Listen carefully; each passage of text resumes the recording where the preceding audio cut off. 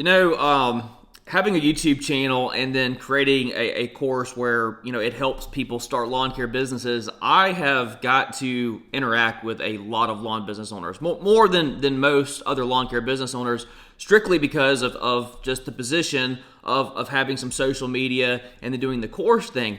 And I can tell you, in particular with solo guys, there's certain reasons that solo guys fail. Now, these are not things that are specific only to solo guys, but I see them affect solo guys more often. What I want to do in this video is I actually want to share with you those reasons, like the things that I'm seeing most often that is causing small lawn care businesses to actually go out of business. I'm talking about a struggle. I'm talking about you're out of business, like you're not doing this anymore. Now, I'm going to gear this specifically towards the solo guy, and I'm not going to mention things like, oh, if you get hurt, of course your business is wiped out.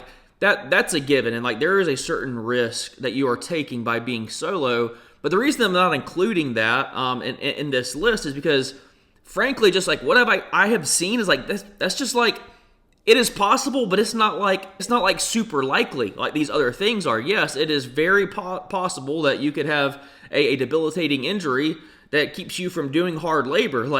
Yeah, it could happen, but it's not something that happens frequently, is what I'm saying. These other things that we're going to be talking about, these are the real things, man. This is what I see that screws people up, and they throw in the towel and say, screw this, I'm not doing this anymore. So the very first thing, and this should come as no surprise, it is improper pricing, okay? A lot of times when solo guys get started, you're coming from a job where you might be making a decent wage, and you say, hey, I can double my hourly wage by, charging $50 an hour, $60 an hour. And then what happens is you start legitimizing your company and then realize, oh my gosh, I'm spinning my wheels. I work so hard every single year and get to the end of the year and I don't have any friggin' money. I'm working 10 times as hard, and I'm not making any more money than I was whenever I had a regular job somewhere. Screw this. I just much rather just, be an employee and make the same amount. That stems from improper pricing. And while you think that, doubling your hourly wage when you're starting out, once you start incurring those overhead costs, which I did a video on that recently that I want to just re-share with you guys. I'll link it right up here. You need to refresh on that video, because all those costs, they add up and they creep up on people, and they realize, holy cow, I'm not making nearly the amount of money that I thought I was making whenever I legitimize my company. Number one reason that I see is improper pricing. The number two reason that I see solo guys throw in the towel is it's friggin' hard. It's hard work, dude. It's hard labor. And hard work, that means a lot of different things to a lot of people. But I'm talking about it's physically exhausting work. And if you are not prioritizing, your sleep and nutrition and recovery, that is huge. And while you're in your early 20s, dude, you can go a million miles an hour and it doesn't affect you.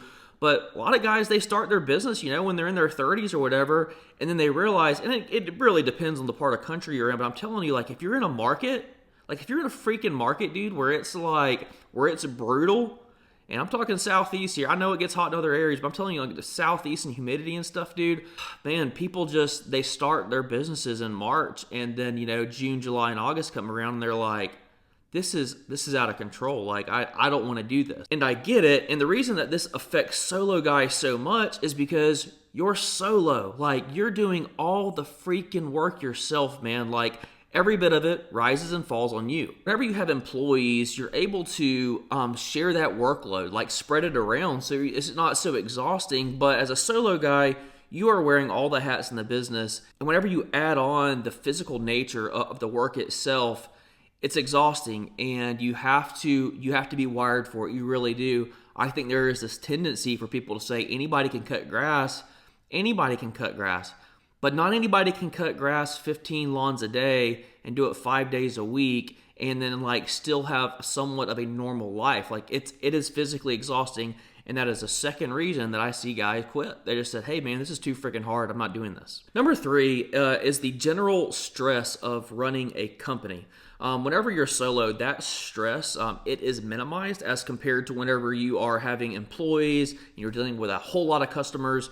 But there is this learning curve in the beginning to running a business, like running a legitimate business, and there is a legitimate amount of stress that comes with operating a real company.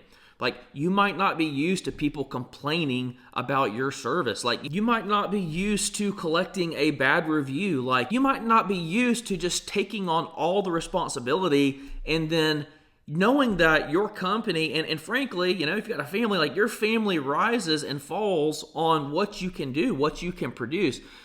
That really is a lot of stress, and it's easy to just say, oh man, you just need to toughen up and do it. But I'm telling you, like, I see this. I see guys who do this, and the stress that comes with operating a business, and it's not just lawn business, it's any business in general.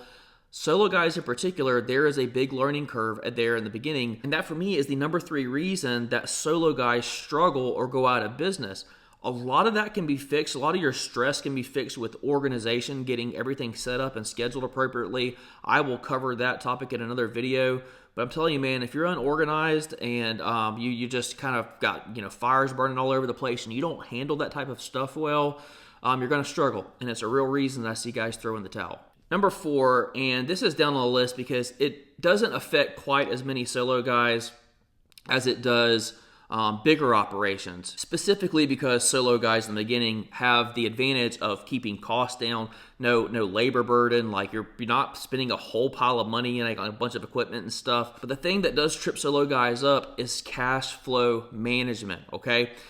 Even if you have like a pile of debt, like if you got a ton of debt, like if you have the cash flow that is just coming in like every single week and it is far exceeding like your debt obligations, you're fine.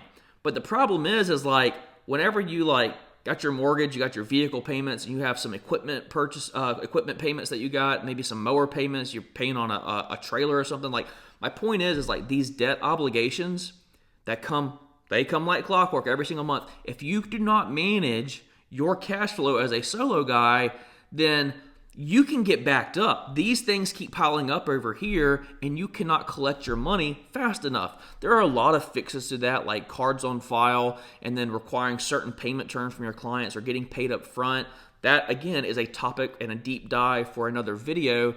But I see this very, very frequently when guys are stressed to the max because they got $10,000 or $15,000, $20,000 in accounts receivable over here that they can't collect. They cannot get a hold of that money to pay their debt obligations. By having cash pouring into your business every single week and not having to wait 30 days for payments or billing at the end of the month, by having consistent cash flow, it solves so many problems.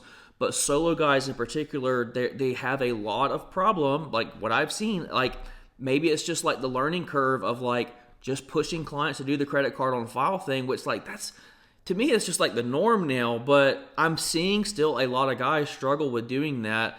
They're nervous about doing it. And what suffers is the cash flow management, and it just affects so many other parts of the business. Cash flow management is a big reason that I've seen solo guys struggle and throw in the towel. And really, it's like, dude, if you just waited a little bit longer, like it's just a matter of experience, racking up that experience on how to manage that cash. Keep it coming in. It makes a huge difference. Number 5, and this is one that it'll sneak up on you and then wipe you out. It can wipe you out overnight.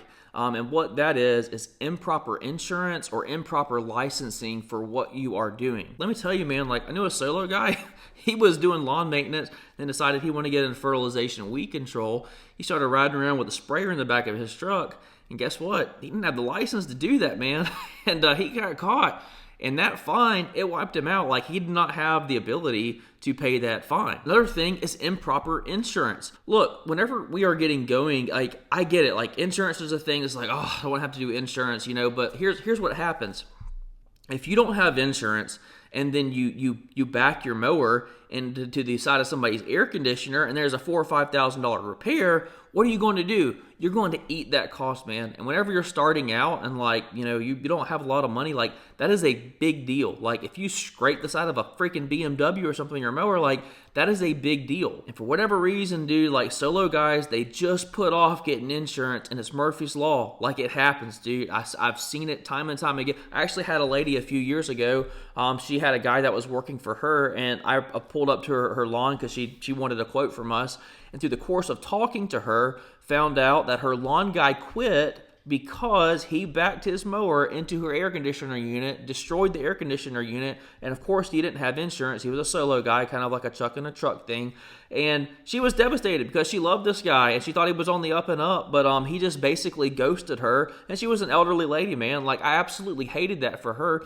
But that guy just kind of went into obscurity because, she was telling everybody that she knew about it. Another thing, and I have seen this happen, is if you are a lawn maintenance company and you do have insurance, let's say you decide, hey, I'm going to go prune these trees over here because client asked me, and man, that's $1,500 or $2,000 worth of work that I can collect. If you are not covered as a tree trimming company and you damage their roof, if you do something like you mess up bad, you know what happens?